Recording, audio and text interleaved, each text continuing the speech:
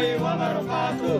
Kami dari 12 IPA 2, kelompok 1 akan menjelaskan tentang perjuangan bangsa Indonesia dalam menghadapi ancaman integritas bangsa.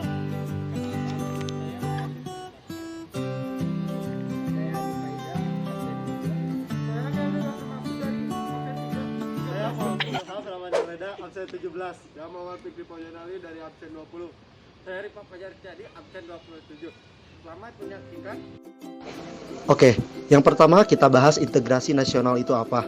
Integrasi nasional adalah usaha atau proses mempersatukan perbedaan dalam suatu negara berdasarkan bahasa, darah, sejarah, tanah, dan tujuan yang sama sehingga tercapai keserasian dan keselarasan nasional. Adapun pengertian disintegritas menurut Kamus Besar Bahasa Indonesia adalah keadaan tidak bersatu padu, keadaan berpecah belah, hilangnya keutuhan atau persatuan dan perpecahan. Pada awal kemerdekaan tidak sedikit kesukaran yang dihadapi pemerintah. Sebagai negara yang baru, kita diakui kedaulatannya, bangsa Indonesia harus menghadapi rongrongan di dalam negeri. Selanjutnya, peristiwa konflik pergolakan yang berkaitan dengan ideologi. Yang pertama, pemberontakan PKI Madiun. Dipimpin dan dilakukan oleh Amir Syarifuddin untuk menjatuhkan Kabinet Hatta, dimulai pada 18 September 1948. Amir Syarifuddin dan Musso ingin mengubah landasan negara menjadi ajaran komunis. Dan hasil akhir dari setelah pemberontakan ini, pemerintah mengirimkan pasukan TNI Divisi Siliwangi di bawah pimpinan Abdul Haris Nasution. Pemberontakan berhasil ditumpas dan para pemimpinnya yaitu Musso dan Amir Syarifuddin ditangkap dan dieksekusi. Kedua, pemberontakan Darul Islam atau Tentara Islam Indonesia atau yang bisa disebut DITII. Pemberontakan DITII ini dibagi menjadi 5. Yang pertama, pemberontakan DITII di Jawa Barat. Pemberontakan ini dipimpin oleh Sekar Maji Marjan Katrosuwirjo, dimulai pada 7 Agustus 1949. Lalu, tidak menerima Jawa Barat jatuh kepada Belanda dan menginginkan berdirinya negara Islam Indonesia. Hasil dari pemberontakan ini dilakukan operasi militer oleh pemerintah dan diberi nama Operasi Pagar Betis. Yang kedua, pemberontakan DITI di Jawa Tengah. Pemberontakan ini dipimpin oleh Amir Patah Wijaya Kusuma atau bisa disebut Amir Patah. Pemberontakan ini terjadi tahun 1949 sampai 1950. Latar belakang pemberontakan ini yaitu adanya penandatanganan perjanjian Renville dengan mendirikan negara syariat Islam. Akhir dari pemberontakan DITI di Jawa Tengah ini adalah pada tahun 1952 pada Operasi Merdeka Timur yang dipimpin oleh Letkol Soeharto berhasil menumpas para pemberontakan DITI di Jawa Tengah. Selanjutnya yaitu pemberontakan DITI di Kalimantan dipimpin oleh Ibnu Hajar dan terjadi pertengahan Oktober 1950. Pemberontakan ini melakukan gerakan KRYT, Kesatuan Rakyat yang Tertindas, menyerang pos-pos TNI di Kalimantan Selatan, yang pada akhirnya pemerintah melaksanakan operasi militer dan Ibnu Hajar dijatuhi hukuman mati. Yang selanjutnya yaitu pemberontakan DITI di Sulawesi Selatan. Pemberontakan ini dipimpin oleh Kahar Muzakar, dimulai pada 1950 dan meletusnya pada tahun 1951. Pemberontakan ini melakukan pemberontakan kelompok gerakan bernama Komando Gerilya Sulawesi Selatan atau bisa disingkat KGSS. Dan pemberontakan ini akhirnya pemerintah melakukan operasi militer lagi dan Hajar Muzakir ditembak. Yang terakhir yaitu pemberontakan DITI di Aceh, dipimpin oleh Daud Bere yang terjadi pada tahun 1953 sampai 21 Desember 1962. Pemberontakan ini terjadi akibat kekecewaan tokoh-tokoh Aceh yang dipimpin oleh Daud Bere kepada pemerintahan pusat. Kekecewaan ini diakibatkan oleh penghapusan status Provinsi Aceh yang dilebur dengan Sumatera Utara. Akhirnya pemberontakan ini dilaksanakanlah musyawarah dan menawarkan amnesti kepada Daud Bere kembali ke masyarakat.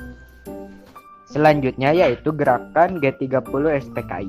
Peristiwa G30 SPKI terjadi pada tahun 1965 dan dimotori oleh Dipa Nusantara Aidit atau DN Aidit, pemimpin terakhir PKI di bawah kendali DN Aidit. G30 SPKI terjadi bertepatan pada malam hingga dini hari, tepatnya pada akhir tanggal 30 September dan masuk 1 Oktober 1965. Secara umum, G30 SPKI dilatar belakangi oleh dominasi ideologi nasionalisme, agama, dan komunisme yang berlangsung sejak era demokrasi terpimpin diterapkan, yakni tahun 1959 sampai 1965 di bawah kekuasaan Presiden Soekarno, yang mengakibatkan gugurnya 6 jenderal serta 1 orang perwira pertama militer Indonesia dan jenazahnya dimasukkan ke dalam satu lubang sumur lama di area Lubang Buaya, Jakarta Timur. Dan selanjutnya ada gerakan APRA. Peristiwa kudeta Angkatan Perang Ratu Adil atau kudeta 23 Januari merupakan peristiwa yang terjadi pada 23 Januari 1950 yang ada di bawah pimpinan mantan Kapten KNIL Raymond Westerling yang juga mantan Komandan Depot Spesies Tropen Pasukan Khusus KNIL. Jenazahnya hasil penduduk sementara Bandung oleh tentara APRA. Percepatan integrasi negara-negara bagian Republik Indonesia Serikat ke dalam Republik Indonesia pada tanggal 17 Agustus 1950. Pemberontakan Andi Aziz. 1. Sebulan setelah Indonesia merdeka, Silas Papare membentuk Komite Indonesia Merdeka KIM pada bulan September 1945. 2. Sepanjang tahun 1950-an, Silas Papare berusaha agar Papua menjadi bagian dari Republik Indonesia. 3. Pada tahun 1902, Silas Papare mewakili Rian Barat duduk sebagai anggota delegasi RI dalam perundingan New York antara Indonesia dan Belanda dalam upaya untuk menyelesaikan masalah Papua. Pemberontakan RMS Republik Maluku Selatan. Tokoh utama Dr. Charles Soumokil. Latar belakang memisahkan Maluku dari RIS dan membuat pemerintahan sendiri di Maluku. Masalah akhir, pemerintahan Indonesia menempuh jalan militer dengan mengirim Alek Kawilarang. Akhirnya Soumokil tertangkap pada tahun 1963 di Pulau Seram dan dijatuhi hukuman mati.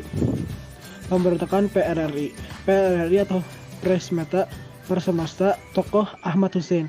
Latar belakang tidak puas dengan pembagian alokasi biaya pembangunan dari pemerintahan pusat. Akhir dari masalah ini, pada tahun 1998 pemberontakan berhasil dipadamkan. Selanjutnya yaitu materi persoalan negara federal. Konsep negara federal ini negara bagian BFO atau Bijen Konsep Federal Overlay tidak mau menimbulkan potensi perpecahan di kalangan bangsa Indonesia sendiri setelah kemerdekaan. Fungsi dibentuknya BFO oleh Van Mock yaitu untuk mengelola Republik Indonesia Serikat atau RIS selama Revolusi Nasional Indonesia 1945-1949. Komite ini dipertanggungjawabkan untuk membentuk pemerintah sementara pada tahun 1948 dan digunakan untuk sebagai bentuk perwakilan negara-negara bagian yang sudah menjadi negara sendiri di atas binaan Belanda. Tokoh Frans Kaisiepo. Tokoh ini yang mempopulerkan lagi Indonesia Raya di Papua. Berperan dalam pendirian Partai Indonesia Merdeka. Ikut berperan merancang pemberontakan rakyat untuk melawan Belanda. Menuntun penguatan Netherlands New Guinea ke Indonesia. Tokoh Silas Papare. Setelah Indonesia merdeka, Silas Papare membentuk Komite Indonesia Merdeka pada bulan September 1945. Sepanjang tahun 1950, Silas Papare berusaha agar Papua menjadi bagian dari Republik Indonesia. 3. Pada tahun 1962, Silas Papare mewakili Rian Barat duduk sebagai anggota delegasi RI dalam perundingan New York antara Indonesia dan Belanda dalam upaya untuk menyelesaikan masalah Papua. Martin Inde adalah seorang anggota polisi Hindia Belanda menjabat sebagai kepala distrik. Pada tahun 1940 menjadi ketua Partai Indonesia Merdeka (PMI), Martin Inde tertangkap oleh Belanda akibat aktivitasnya. pada tahun 1962, Martin Idney keluar penjara. Sri Sultan Hamengkubuwono dinobatkan menjadi Raja Yogyakarta pada tahun 1940, menyatakan kerajaan Yogyakarta adalah bagian dari negara Republik Indonesia, memberikan fasilitas bagi pemerintah Republik Indonesia yang baru terbentuk untuk menjalankan tugas pemerintahan, menolak tawaran Belanda yang akan menjadikannya Raja seluruh Jawa. Ketiga, Sultan Syarif Qasim II pada umur 22 tahun dinobatkan sebagai Raja Siak Indrapura pada tahun 1915. Berpendapat bahwa kerajaan Siak berkedudukan sejajar dengan Belanda. Kesultanan Siak menyerahkan harta senilai 12 juta gulden untuk membantu perjuangan Republik Indonesia. Sultan Syarif Qasim II membentuk Komite Nasional, menyuplai bahan makanan untuk para laskar, dan menyerahkan 30% kekayaan berupa emas kepada Presiden Soekarno. Selanjutnya, Ismail Marzuki adalah lagu-lagu yang diciptakan sangat diwarnai oleh semangat kecintaannya terhadap tanah air. Lagu yang diciptakan: Rayuan Pulau Kelapa tahun 1944, Halo Halo Bandung 1945, Selendang Segar 1946, Sepasang Mata Bola 1946.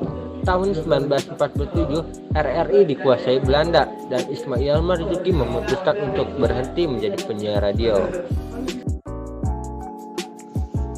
Opu Daeng Risaju adalah pejuang perempuan dari Sulawesi Selatan yang dibuat tuli oleh tentara Belanda.